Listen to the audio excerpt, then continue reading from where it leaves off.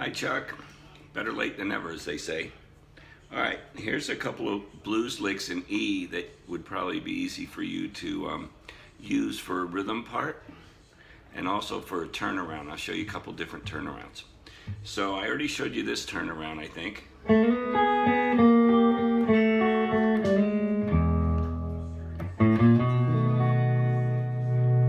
think I showed you that.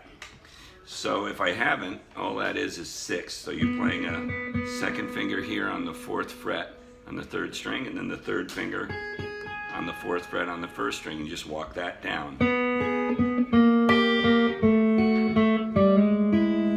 That goes right into the E chord. Okay? Then you could do like do you know an E7 chord like this? It's like taking a D7, if you play it like that, I'm just changing the fingering, and move it up a whole step. You can play an E7 like this, which is really cool if you're doing rhythm stuff, to A7.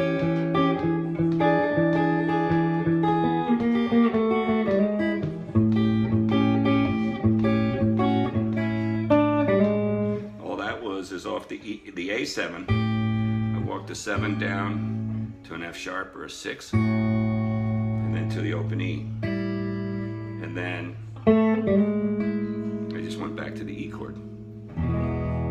Just played a little lick like an A, open B to a B, open G rather to a G sharp. Okay, off of this chord, you can play these kind of things.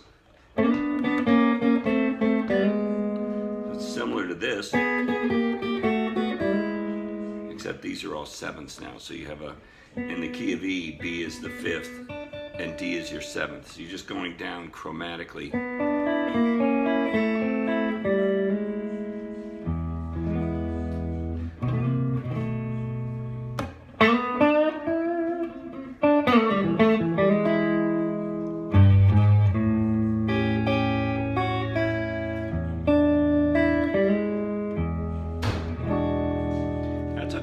If you don't know that one, it's a E9 in that position. All I'm doing is I'm putting like your E7 like this. I'm putting the F sharp on top.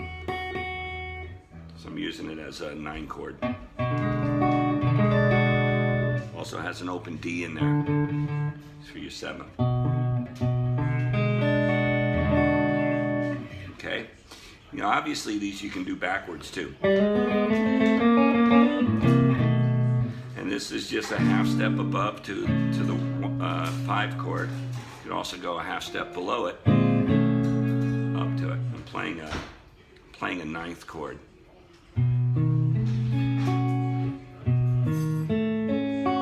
Okay, so I know you know that chord. All right, then these are cool to do over, like if you guys are doing like a shuffle.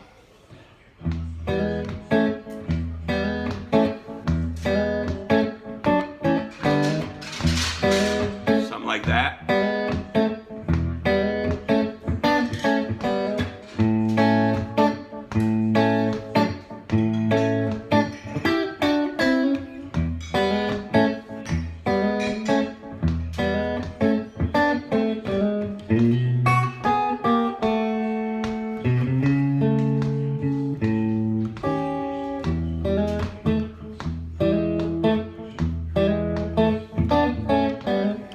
Sometimes I like to, I'm not playing that really straight. I'm playing it I'm kind of swinging it. I'm not playing like, you know, I'm putting like ghost notes in there. I don't know if you can see it, but I'm kind of picking with my, see if you can see it. I'm picking with my fingers and the pick. So I'm going, hold on here.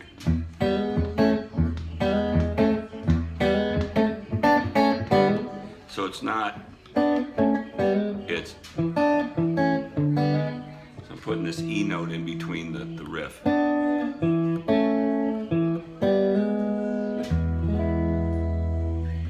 Then you got.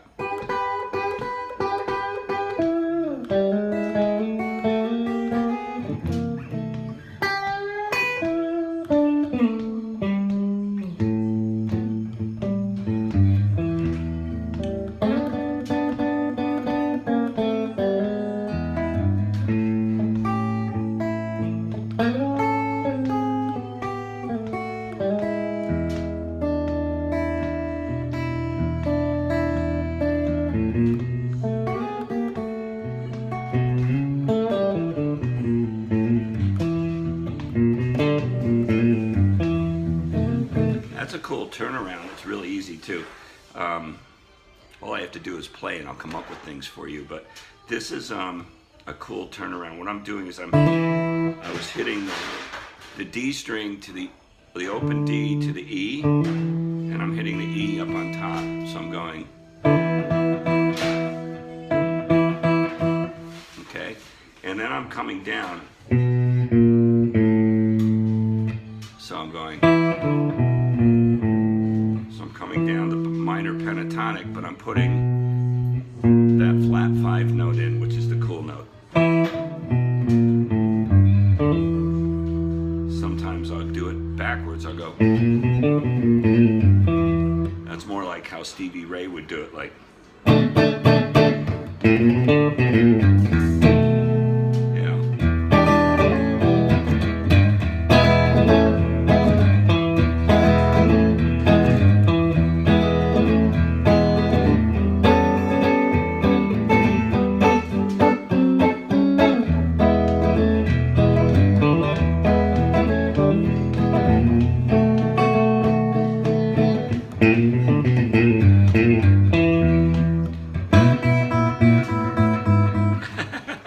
Anyways, you can keep going.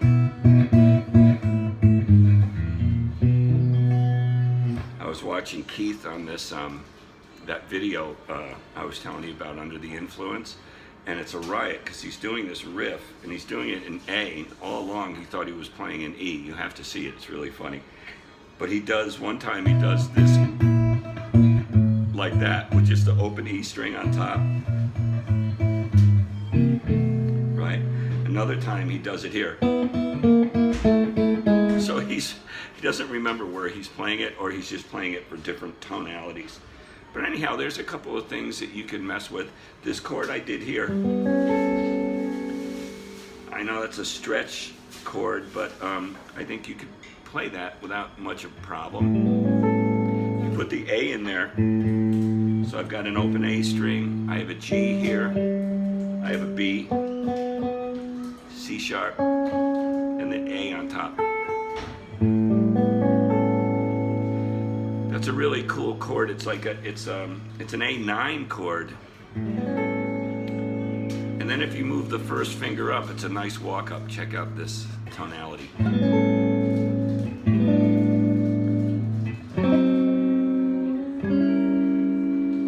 So I went A9. You can think of this as like a G chord with the 9th on top. It's exactly what it is. And then I played an F sharp diminished chord, and I actually changed this note, like in the diminished chord, right? So I didn't go, I went to an A7 chord, so I moved this one note, you know, like an A7 chord. Okay? Let me know when you get these down, and I'll send you some more cool stuff. I can send you like parts of chords where you can outline what Abby's doing, because you know piano players have 10 fingers and a bunch of notes they can play where we only have 6 notes we can play. So sometimes we thin out the chord so that it's not as fat and doesn't get as beefy or cluttered. And I call them guide tones. All they are is, I'll just show you a couple. I'll show it to you in E. So you know E7 up here, or E9. You're going to take the 3rd and the 1, 2, 3. So you're taking a G7, a G sharp here, with a D on top. That's a guide tone of the chord. Hear it? But you don't have the root in it. A lot of the times I'll use that when I'm playing with horns or a bigger band, because it just gets too thick. And so if I put the root notes in, you'll hear the chord change because you have good ears. So listen to this. So here's an E7. Now, all I have to do to make an A7 is go down a half step. It's an A7. Back up to E7. Guess what? Going up a half step. There's my B7. Sound like the blues? But I won't use it like that. without the root. I mean, I won't put the root in there. I would play like if the bass player's doing.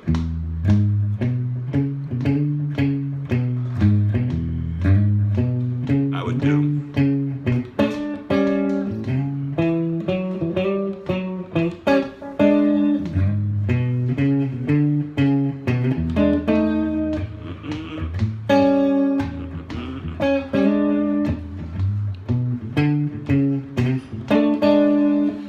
Expand on that if you want later on. Still 2 notes. Half step below.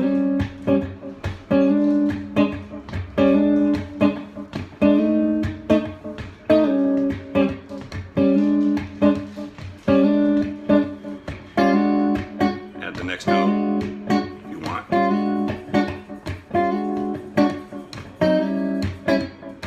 So now it's a triad, not a dyad.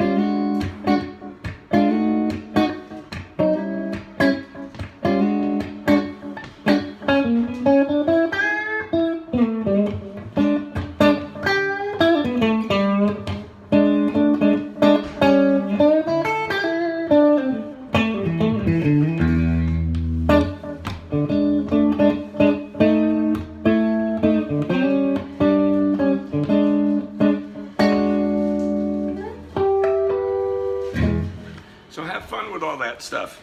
Let me know when you need some more stuff. Okay? Talk to you soon, bud. Bye.